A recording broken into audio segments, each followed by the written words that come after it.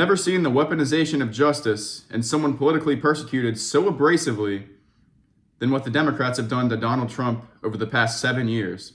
And yes, this goes back to the Russia collusion hoax in 2016, the brainless, absurd correlation between him and the January 6th protests, which now looks to be an inside job. And it keeps getting worse.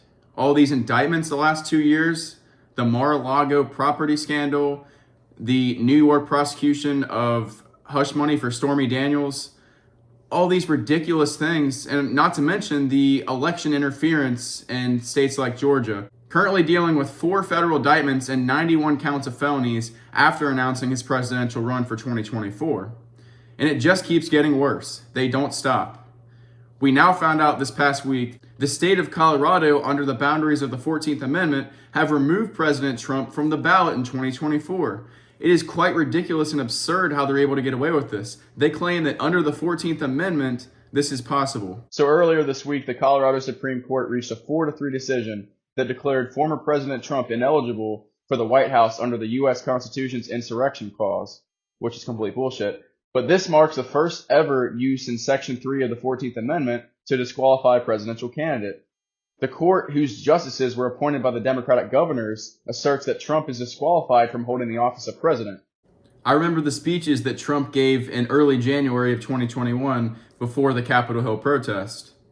Nothing that he said in those tweets or any of the speeches he had was a direct correlation of what conspired in January 6th. Regardless how you feel about Capitol Police or the protesters, nothing that Trump said or did was an incitement of what happened there.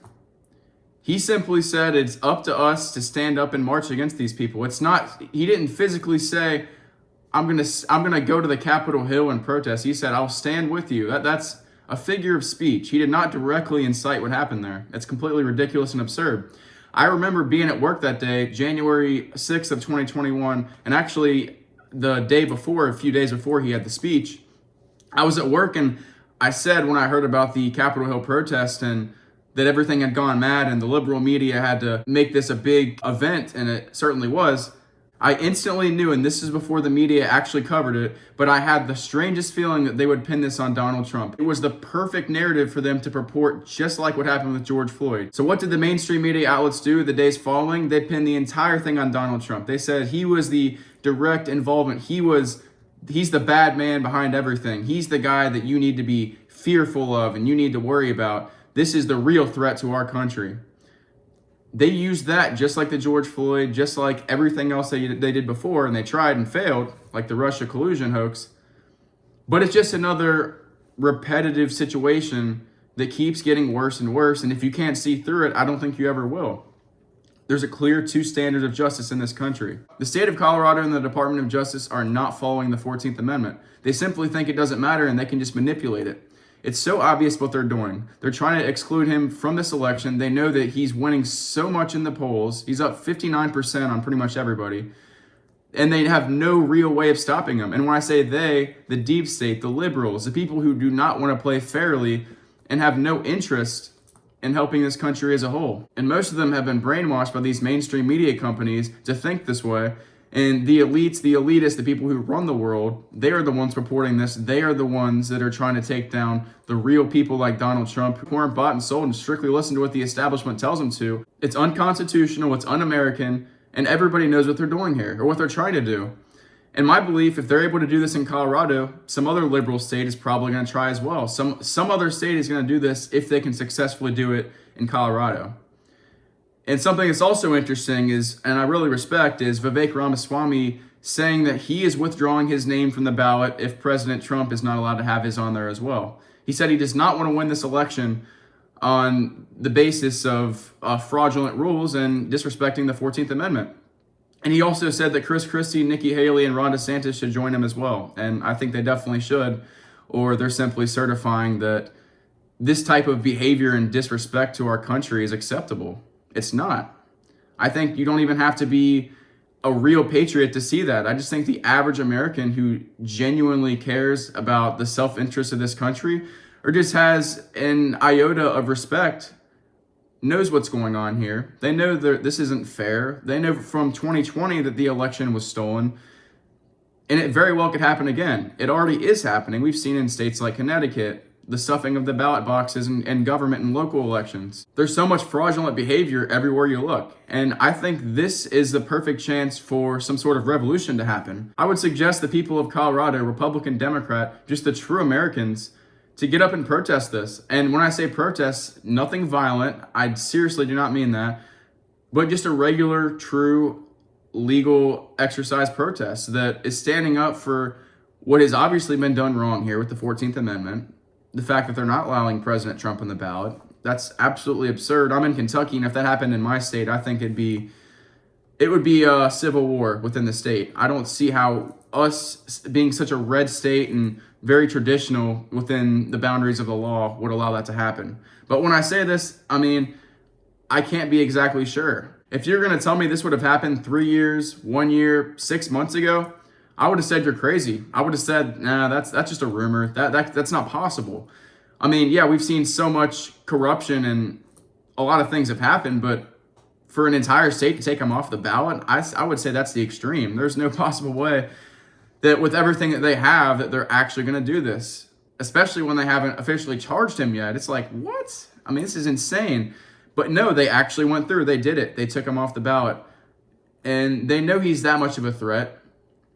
And honestly, I think he could probably win even without the entire state of Colorado, as crazy as that sounds, as much as he's up in the polls, as little as there is to value and respect on the Democratic side. I mean, Joe Biden is not going to be the candidate. We all know that. It's time for them to actually put out who is really going to run.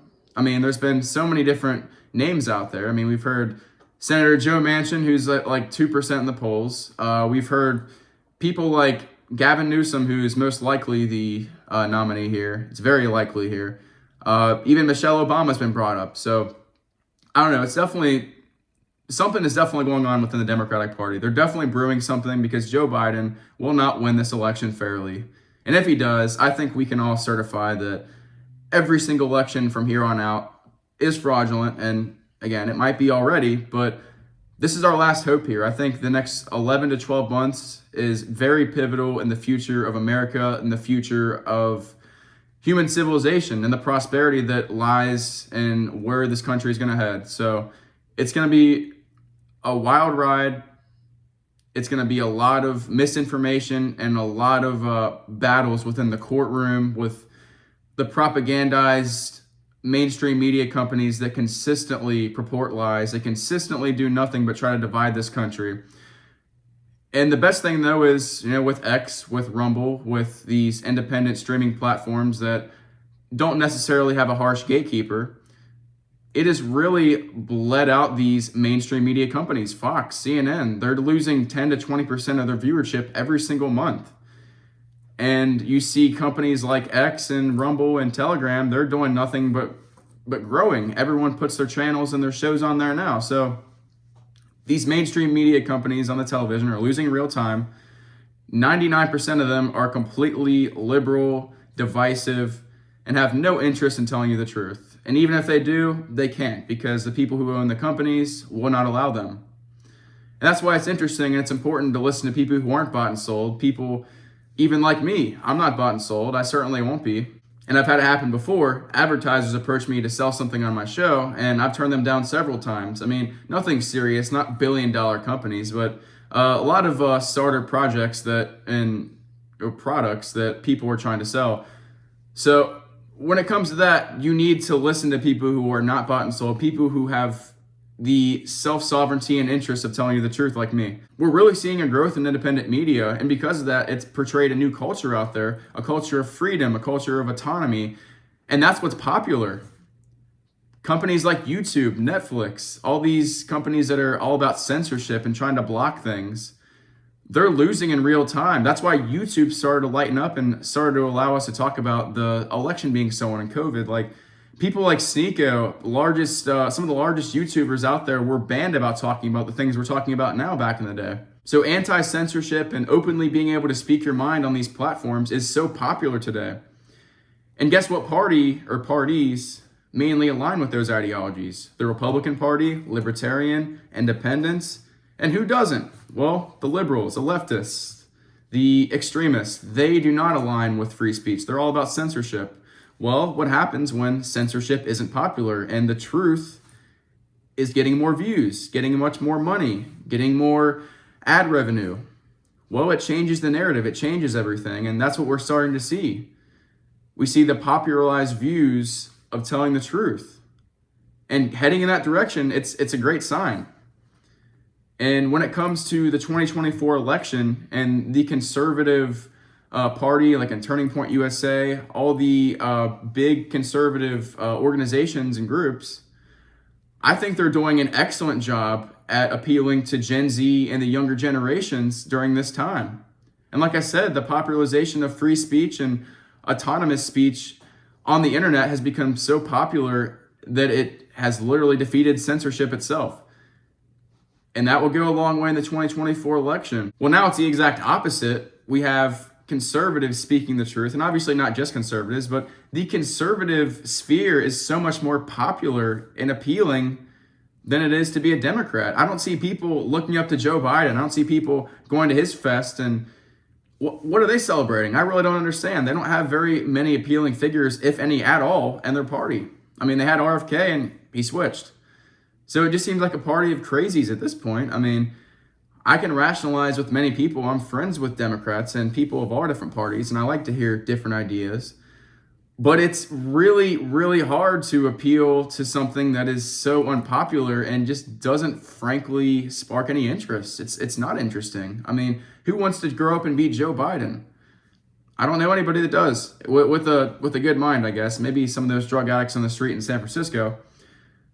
But I know so many people that literally look up to and aspire to talk and to have the affluence and, to literally be liked like Donald Trump, Vivek Ramaswamy, people who are literally speaking the truth and they're willing to face the consequences. And, this is what we see with Colorado. This is what we see with the deep state. They're willing to do whatever it takes to take down Trump or whoever opposes their crazy ideas. And we're seeing it in real time. Like I said, these next 11 months are crucial to America and will go down in the history books as some of the craziest times, probably this century and possibly ever.